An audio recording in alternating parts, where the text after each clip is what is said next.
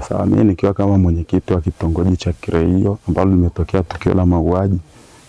Kumbuka jana tarehe 21 majira ya saa 7:14 usiku nilipigiwa simu na mtuhumiwa Lauriani Juma Teti.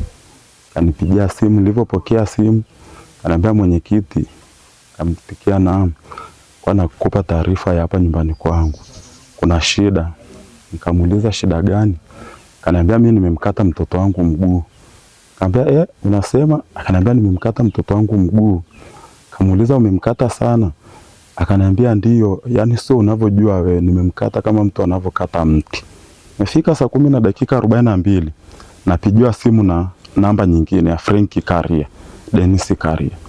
Mwenyekiti, na umepigiwa simu kwa Lauriani? Nikamwambia ndio. Nikamwambia Lauriani kanipigia simu kaniambia amemkata Niki na tena amemkata vibaya. Kaniambia sisi tupo huku kituo cha afya sasa hivi, lakini hali ya huyu mgonjwa sio nzuri, ndo tunafanya utaratibu wa kufanyaje wa kumweka kwenye ambulance. Daktari amesema tumpeleke KCMC kwa sababu hali yake sio nzuri. Nikamwambia kwani wewe unaonaje? Akaniambia yani mimi ninavyoona huyu mtu atoboi KCMC. Nikamwambia kwa hiyo sasa, akakata simu. Wakati simu mimi nikampigia tena. Nikamuuliza umesema mnaenda KCMC? Akaniambia yani muda ule nimemaliza kuongea tu na wewe, dakika zikupita tushashuka na tumepita. Sasa hivi ndo tumepita karibu na eneo langu. Nikamwambia sawa, lakini ngoja mimi jaribu kuangalia nini utaratibu mwingine. Akaniambia sawa. Wakati huo sasa nikaanza kuwatafuta baadhi ya wananchi. Nampigia huyu, simu inaita hapokei. Huyu simu haiti. Nikasema sasa mimi nitadhubutu kushuka huko peke yangu? Hapana. Akasema hebu ngoja nisubirie. Kati nasema ngoja nisubirie, Frank akanipigia, akanipigia simu. Mwenyekiti, tumefika huku chini huko, hata tujafika Mandela huku, Niki amefariki. Nikamwambia amefariki. Kwa hiyo sasa nilikuwa naomba muende kule kwake, kafanyeje mkamzuie Lauriani. Tafuta watu 2 au 3. Mimi nikafika hapo nikamuita Lauriani, akaitika. Nikamwambia mwenyekiti, nimekuja kwako. Akaniambia hamna shida. Nikamwambia nilikuwa nakuomba. Akasema sawa. Kafungua mlango wake akatoka. Ametoka kavuka huo mlango wa nje. Nikamuuliza, mbona damu nyingi hapa hii? Ananiambia hapa ndiko nilikomkatia. Nimemkatia hapa. Hii michirizi unayoiona amekimbia kukimbilia kwa mama yake. Kwa ndani kwa mama yake, kwa sababu mama yake analala kule. Akaingia huko, ndio hiyo damu unayoiona huko. Nikamwambia nikamuuliza, kwani shida nini mpaka mnakatana? Akaniambia bwana, yeye amekuja akakuta mimi nipo ndani nimepumzika, akaanza kutukana. Saa hizo sasa ni saa 11 kama kasoro. Basi akaanza kutukana. Nikamwambia akaanza kutukana kwani shida kubwa aliyokuwa anatukana nini? Nasema yeye kuna watu waliokuja kubisha hodi huku nyumbani kwa ajili ya kutoa taarifa mtoto ameolewa, dada yake ameolewa. Kwa hiyo wale watu walipanga kwamba wataleta pombe. Yeye alichodai mtoto akasema hii pombe itakavyokuja mimi nitaweka sumu, watu wote wanaokunywa hii pombe wafe. Kwa hiyo baba akasema alivyosema kwamba ataiweka hii sumu watu wote wafe. Nikamwambia kwa nini unaua watu wote? Kwani wana shida gani?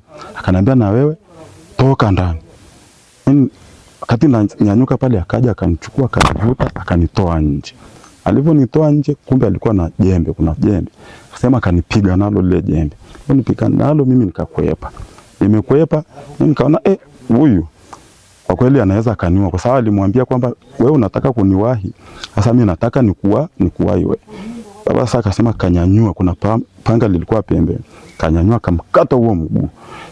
Akakata mara ya pili. Nikamuuliza, sasa ulivyokata mara ya kwanza kaona kabisa umekata kama ulivyoniambia umekata mti, kwa nini tena ulirudia mara ya pili? Akaniambia ile mara nilipomkata ile mara ya kwanza, yeye alichukua tena lile jembe akatupa, nikalikwepa tena. Ndio maana nikasema nimpunguze nguvu zaidi, kakata mara ya pili na mara ya tatu. Yaani nilivyomuuliza baba, sasa wewe umemuuliza kwa nini aiweke hii pombe sumu? Yeye mtoto alikuwa anadai, anasema wewe mtoto anaolewa kila siku anawaletea pombe huko, nyewe mnapokea. Kwa nini mnapokea pombe? Huyu ni mwanaume wa 3. Ndicho alichoweza kuniambia. Wa 3. Ndicho alichoweza kuniambia baba. Kwa jina langu mimi naitwa ndugu Yusuf Juma Teti. Mimi ndiye mkuu wa familia na ni kaka yake na huyo bwana aliyemuua mtoto wake. Pamoja na kwamba ni baba amechukua hatua hiyo, huyu mtoto hakupaswa kuingia masuala ya baba, kwa sababu baba yule mtoto wa kike ni wa baba, sio wa yule kijana aliyefariki. Baba ndio na masuala ya kutoza mahari na kupokea mahari ya mwanae. Kaka mtu atahusika vipi? Ni kitu ambacho hakiwezekani. Kwa hiyo sasa yeye alitakiwa asubiri baba mtu ampe taarifa, bana, dada yako imekuwa 1 2 3, kwa hiyo tumefanya hivi basi. Asikia stahili enda kama hoja na kufikia hatua kwenda kudai hayo ambayo nayasikia, ambayo sina uhakika nayo kama ni ya kweli au kama ni ya uongo. Watu ambao tungeweza tukamua ni sisi wazazi, na tumpe taarifa. Yeye hana haki ya kutoa hiyo ya kudai kitu. Ita Maldegundu. Naona ita Laurenti. Tukio tukia usiku. Nilikuwa nimelala kule ndani. Mimi nilichoona tu ni mtoto kukimbilia kule ndani, anavuja damu nyingi sana. Ilikuwa ni majira saa ngapi? Sasa 7 hivi. Mimi niliona mguu unatoa damu, nikakimbilia kulia kuita watu. Wakaja tukamchukua tukampeleka hospitali. Ugomvi wao ulianzaje na nini chanzo hasa? Mimi sijui ugomvi wote kwa sababu sikusikia anayetukana mtu. Hata hiyo alikuwa anafanya kibarua cha kubeba mchanga huko. Basi kumaliza ndio kuria pombe yake hapo, akaja kule akachukua chakula chake akala. Baba yake akaja akachukua chakula chake na akala. Kaingia kulala huko, sijasikia ugomvi.